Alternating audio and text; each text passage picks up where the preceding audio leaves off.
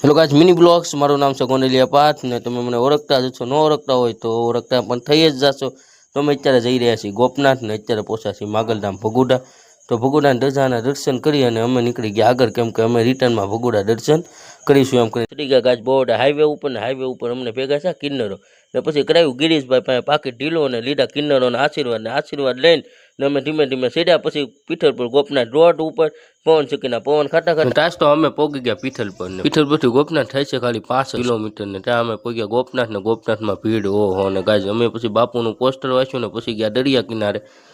કિનારે ઘડીક બેઠા ને પછી ગયા દર્શન કરવા માટે દર્શન ઓહો ને ગાજ ટ્રાફિક હતી ફૂલ ને આજ તો સારું એવું લાગે કે દર્શન કરવાનો વારો નહીં આવે. પછી એક જ યાદ આવે, હે હરિરામ કૃષ્ણ જગન્નાથમ પ્રેમાનંદે ક્યાં હુવા ને આજ હતી અમાસ શ્રાવણ મહિનાનો છેલ્લો દિવસ, ભાદરવો મહિનો ચાલુ થતો. પછી જેમ તેમ કરીને પહોંચ્યા મંદિરમાં ને કર્યા માંડમાં દર્શન ને પાર્ટ 2 માટે કરી નાખજો કોમેન્ટ. મિલતે નેક્સ્ટ વિડીયોમાં.